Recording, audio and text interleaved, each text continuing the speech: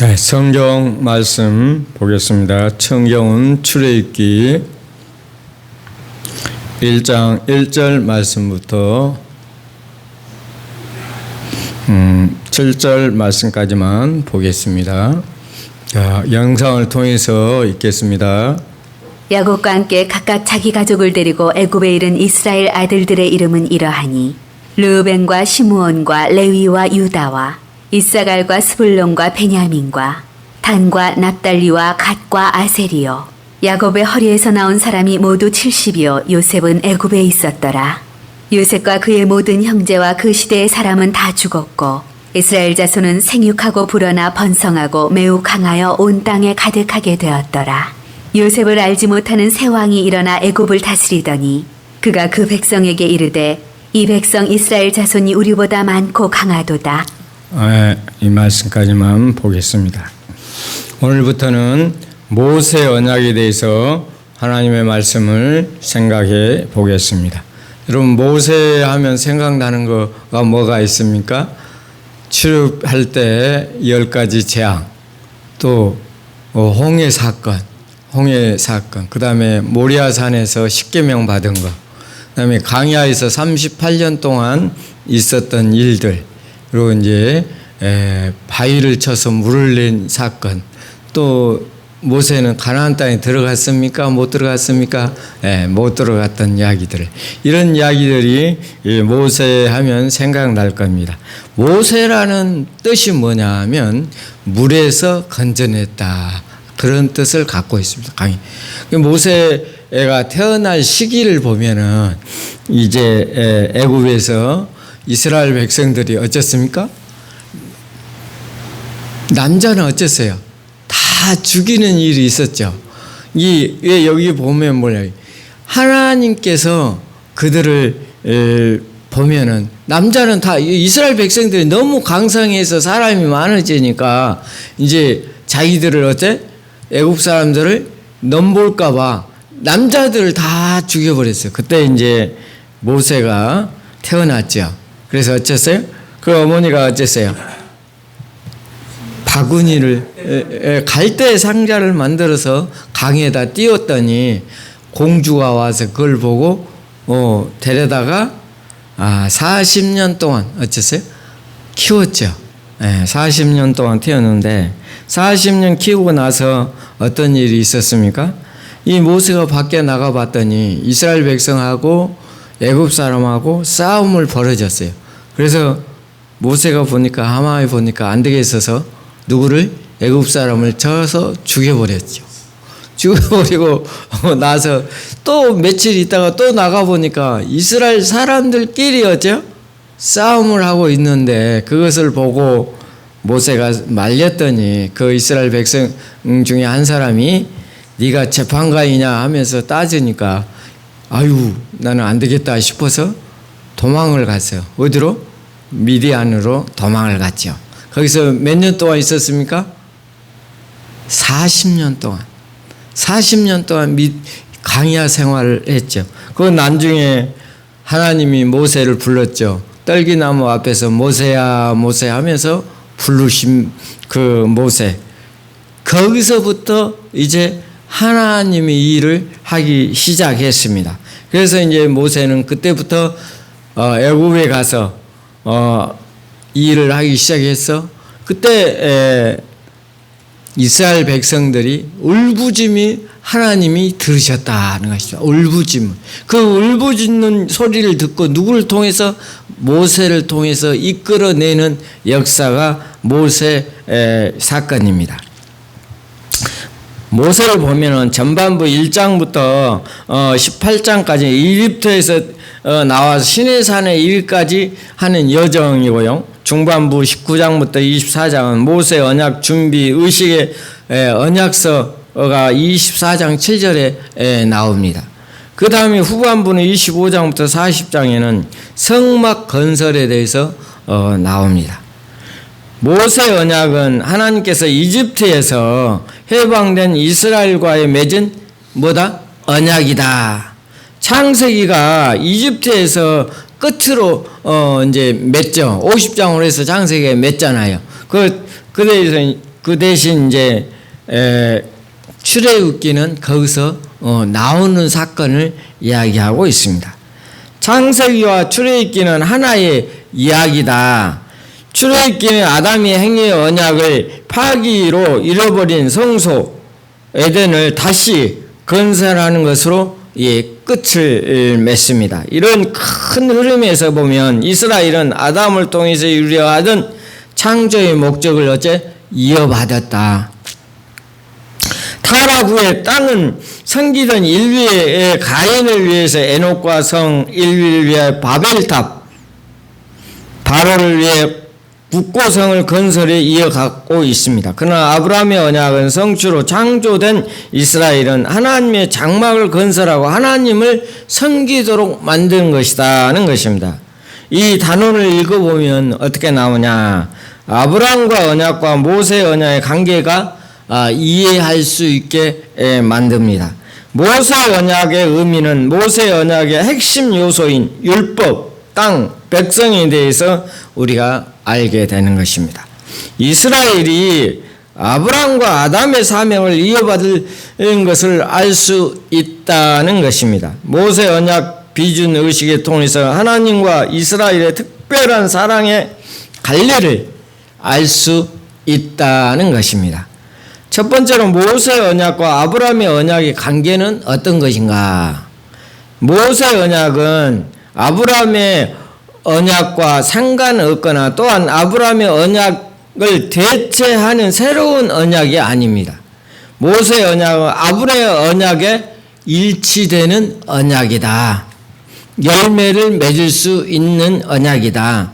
근거 1로 뭐냐? 이스라엘 백성은 이집트에서 바로의 노예로 고통 중에 뭘다? 부르짖었어. 너무 힘듭니다. 하나님 앞에 부르짖는 소리를 누가? 하나님이 들으셨다. 그 고통의 소리를 들으셨다는 것입니다. 하나님이 그들의 고통 소리를 들으시고 하나님은 아브라함과 이삭과 야곱에게 세운 그 언약을 기억하사라고 출애굽기 2장 24절에는 이야기해 주고 있습니다. 언약을 기억하사는 잊어버렸던 언약을 마침내 생각냈다는 뜻이 아니라 아브라함의 언약을 이제 구체적으로 실현할 때가 되었다는 것입니다. 하나님은 이스라엘 백성을 부르짖음을 아브라함의 언약에 성취하기 시작한 것이다는 것입니다. 그러므로 모세 언약은 아브라함의 언약의 뭐다? 열매다. 근거 두 번째로는 하나님의 모세를 부를 때 아브라함과 이삭과 야곱의 하나님을 소개하고 있습니다. 나는 누구의 하나님? 아브라함의 하나님, 이삭의 하나님, 또 야곱의 하나님으로 소개하고 있다. 누구를 부를 때? 모세를 부를 때. 떨기나무에서 하나님께서 모세를 부르셨다고 그랬잖아요. 그때 소개할 때 이렇게 이야기했다는 것입니다. 아브라함의 하나님, 이삭의 하나님, 야곱의 하나님.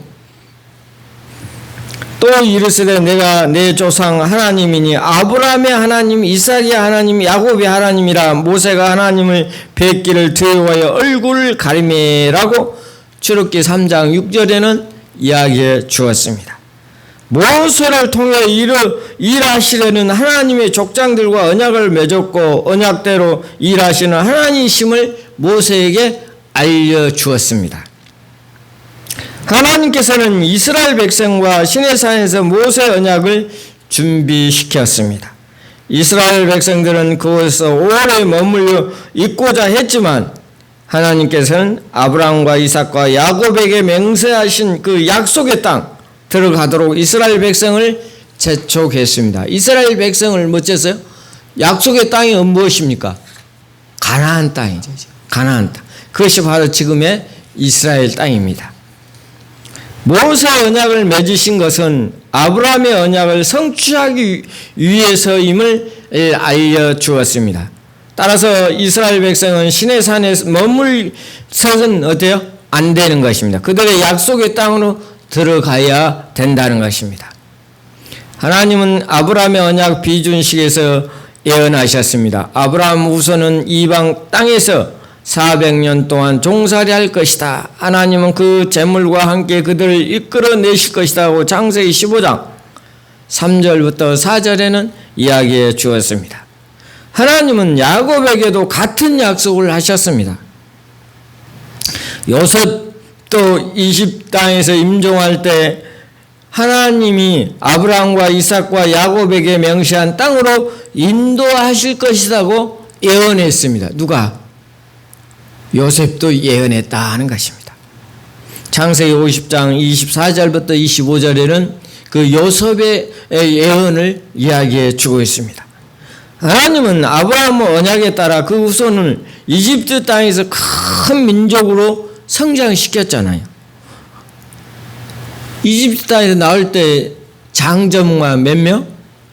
60만 명. 그다음이니까 어린아이, 어르신들, 여자분들 합치면 200만 명 될 것이다. 이렇게 이야기도 하잖아요. 그렇게 큰 민족으로 이집트에 들어갈 때 몇 명이 갔습니까? 70명이 갔잖아요. 70명이 200만 명이라는 어마어마한 인구로 변했던 것입니다.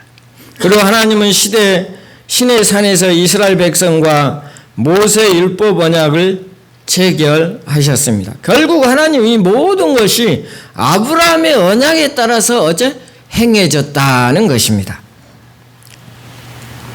너희는 내 백성으로 삼고 나는 너희의 하나님이 되리니 내가 아브라함과 이삭과 야곱에게 주기로 명세한 땅으로 너희를 인도하고 그 땅을 너희에게 주어 기업으로 삼게 하리라. 나는 여호와라고 말씀하셨습니다. 결론적으로 모세 언약은 아브라함의 언약과 상관없거나 또한 아브라함의 언약을 대체하는 새로운 언약이 아니라는 것입니다. 모세 언약은 아브라함의 언약의 첫 번째 열매다. 열매로 생각하면 되겠습니다. 두 번째로 모세 언약은 아브라함의 언약에 보충하는 것이다. 모세 언약은 아브라함의 언약을 보충하고 성취하는 것입니다. 아브라함의 언약의 표시인 할례 언약, 할례 이야기 많이 했죠. 너는 내 앞에서 행하라, 또 어찌하라? 안전하라고 이야기해 주었습니다. 창세기 17장에 이야기하고 있습니다. 또한 하나님인 아브라함을 선택한 이유는 내가 그 자식과 권속에게 명하여 여호와의 도를 지켜 의와 공도를 행하게 하려고 그를 택하였나니라고 18장 창세기 18장 9절에 이야기해 주고 있습니다. 그러므로 우리는 하나님의 백성으로서 하나님의 나라를 위해서 우리가 어찌해야 된다고? 순종하는 성도들이 되어야 됩니다. 대임 새생명교회 모든 사랑하는 성도들, 또한 영상을 보는 모든 성도들, 하나님 말씀에 순종하는 모든 성도들이 되시기를 바랍니다. 내 자손을 하늘의 별과 같이 번성하게 하며 이 모든 땅을 내 자손에게 주리니 내 자손으로 말미암아 천하 만민이 복을 받으리라고 이야기하고 있습니다. 이는 아브라함이 내 말을 순종하고 내 명령과 내 계명과 내 율과 내 법도를 지킴이라고 하고 있습니다. 창세기 26장 4절부터 5절에 이야기해 주고 있습니다. 아브라함의 축복이 우리의 축복, 나의 축복, 우리 대림 새생명교회의 축복, 믿는 자의 축복이 되어야 될 것입니다. 이 말씀에 나오는 명령, 계명, 율의 법도를 네 가지 용어를 모세 율법의 언약의 특징으로 이야기하고 있습니다. 모세 언약의 율법, 아브라함에게 말씀하셨던 여호와의 도를 자세히 우리가 생각하며 들어야 된다는 것입니다. 즉 할례 언약 전에 주신 명령, 너는 내 앞에 행하여 뭐하라? 안전하라. 창세기 17장 1절에 여러 번 제가 말씀을 드렸죠. 율법으로 우리가 성문화한 것입니다. 말씀으로 통해서 우리가 순종함으로 우리가 하나님의 자녀된 삶을 살아야 된다는 것입니다. 레위기는 시내산 아래서 모세 언약 체결 시에 주어진 것입니다. 레위기는 무슨 책이라고 그랬어요? 제사에 대해서 이야기한다고 그랬잖아요. 우리가 지은 죄를 누가 짐승을 통해서 제사함을 받는다. 제사는 5가지 제사를 이야기했죠. 번제, 소제, 화목제, 속건제, 속죄제 5가지 이야기했는데 우리의 죄를 구약의 시대의 사람들은 그 사람의 죄를 짐승을 통해서 제사함을 받는다라고 이야기를 했습니다. 신약 시대는 어떻습니까? 제사함을 어떻게 받습니까? 네? 예수 그리스도의 십자가의 보혈 피로 우리가 제사함을 받습니다. 그래서 우리는 주님 앞에 나와서 우리가 제사함을 받는 것입니다. 하나님 앞에 우리가 아버지라고 당당하게 이야기할 수 있는 것은 뭐야 하면 예수님의 그 십자가 피의 공로로 또한 3일 만에 부활하신 그 예수님 때문에 우리가 하나님 앞에 뭐라고? 아버지라고 이야기를 합니다. 아버지한테는 여러분 한번 생각해 보세요. 어린 아이들이 아빠한테 달라고 할 때 뭐 필요 없잖아요. 아빠 뭐 주세요. 아빠 뭐 주세요. 이렇게 이야기할 수 있잖아요. 우리는 누구야? 하나님의 자녀입니다. 아버지한테 당당하게 이야기할 수가 있다는 자녀이기 때문에 우리는 하나님의 자녀로 살아가는 많은 성도들이 되시기를 바랍니다. 그러려면 어찌해야 되느냐? 당당하지만 아버지의 말이 어찌해야 된다? 순종하는 사람이다. 여러분 이제 아들은 상속권이 있습니다. 자녀들은 상속권이 있잖아요. 상속권이 있는데 그 아버지의 재산, 아버지 모든 것을 물려받을 수 있는 게 뭐예요? 상속권이라. 근데 또 한 가지가 있어요. 뭐가 있어요? 의무가 있습니다. 의무는 뭐예요? 아버지가 돌아가실 때, 어머니가 돌아가실 때까지 부모로서 우리가 효도를 해야 되는 것입니다. 그것은 부모의 말에 어째 순종하며 살아가는, 부모를 위해서 수고하고 헌신하고 그 부모를 위해서 살아가는 것이 자녀의 도리다 하는 것입니다. 우리가 상속권도 있지만 뭐도 있다? 의무도 있다 하는 것을 우리가 알아야 됩니다. 레위기를 통해서 우리가 제사법을 아는 것처럼 예수 그리스도를 통해서 우리가 제사함을 받는다는 사실을 알아야 된다는 것입니다. 이후 버쳐진 이스라엘 역사에서 아브라함의 언약과 모세의 언약은 태풍이 눈처럼 역사의 중심에 자리 잡았습니다. 두 언약은 이스라엘 역사를 이끌어가는 두 바퀴의 축이다 이렇게 이야기할 수가 있습니다. 모세의 언약은 아브라함의 언약의 뭐요? 뿌리다, 나무다, 뿌리. 아브라함의 그 뿌리가 모세의 언약으로 이어진다는 것입니다. 모세의 언약은 아브라함의 언약이 서로 개별의 다른 언약으로 구분하는 이들이 있는데 구분해서는 안 됩니다. 같은 언약이라고 생각하시면 됩니다. 그렇게 하면 같은 언약이 아니다 하면은 이상하게 되죠. 모세 언약과 아브라함의 언약은 서로 별개의 다른 언약으로 구분한 사람들이 있는데 이것은 아니다. 첫 번째로 율법은 구약 이스라엘 교회에서 한시적으로 부여한 구약의 수단으로 볼 수 있습니다. 그 결과 구약 시대의 이스라엘 회복에 대한 예언은 팔레스타인 지역의 민족적 이스라엘의 회복을 이해하는 것입니다. 그래서 예수 그리스도를 통한 신약 시대의 역사와 우리가 별개로 공통점이 있다는 것입니다. 그러나 구약 교회와 신약 교회는 같은 뿌리에서 나왔다는 것입니다. 하나의 감람나무다 하는 것입니다. 로마서 11장 7절부터 24절에 이야기해 주고 있습니다. 신약과 구약 모두 그리스도를 통한 구원의 수단은 어때요? 같다는 것입니다. 그러므로 구약교회와 신약교회 같은 하나님의 백성의 뭐다? 공동체다. 구약과 신약은 어쩐다고요? 같다. 그런즉 믿음으로 말미암은 자들은 아브라함의 자손인 줄 알지어다라고 성경은 이야기해 주고 있습니다. 갈라디아서 3장 7절 28절 말씀 뭐라고 하냐? 너희는 유대인이나 헬라인이나 종이나 자유인이나 남자나 여자나 다 그리스도 예수 안에서 하나이니라. 우리는 누구 안에서? 예수 안에서 하나다는 것입니다. 그러므로 구약 선지서의 이스라엘에 대한 회복 예언은 예수 그리스도를 통해 성취다. 따라서 신약 교회는 다윗의 후손으로 오신 예수 그리스도 안에서 창조된 새로운 이스라엘 백성이다. 우리가 이제 전번에 언제 한번 이야기한 것 같은데 선지서가 몇 권이죠?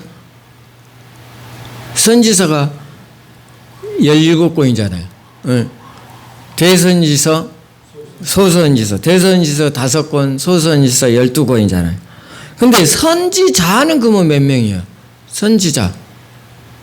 선지자는 18명입니다. 근데 선지서는 17권. 에레미야가 2권을 썼어요. 근데 쓰지 않는 분이 2사람이 있어요. 혹시 기억하십니까? 모르죠? 엘리사는 성경을 안 썼다. 2분은. 엘리하고 엘리사는 안 썼습니다. 자, 그렇게 그 예언서 중에서도 그렇다는 것입니다. 결론적으로 아브라함의 언약과 모세의 언약의 관계에 대해 이해는 성경 이해의 분기점이 될 수 있습니다. 모세의 언약의 이후 등장하는 다윗 언약과 에레미야 새 언약, 율법과 복음, 구원론과 종말론에 대해서 이해의 중요한 갈림길이 됩니다. 나중에 이제 다윗 언약, 에레미야 언약도 공부할 텐데 이제 그게 구원론에서 나온다는 것입니다. 모세의 언약은 아브라함의 언약의 성취로 볼 수 있고 보충한다는 것입니다. 두 언약은 같은 영역, 같은 나무에서 나온 뿌리다. 이 점은 신구약 성경 전체의 흐름과 종말론을 이해하는 데 있어서 매우 중요하다. 아브라함의 언약과 모세의 언약은 뿌리가 어쩐다? 같다. 그 뿌리가 뭐야? 예수 그리스도다. 여러분, 그 모세의 언약이 아브라함의 언약과 같다는 사실을 깨닫고 살아가는 우리 대림 새생명교회 모든 성도들이 되시기를 바랍니다. 다 같이 기도하겠습니다. 하나님 아버지, 오늘 모세 언약에 대해서 잠깐 생각해 보았습니다. 앞으로 모세 언약에 대해서 계속 공부할 텐데 우리 성도들을 통해서 하나님 영광 나타나게 하여 주시옵소서. 예수님의 이름으로 기도하옵나이다. 아멘.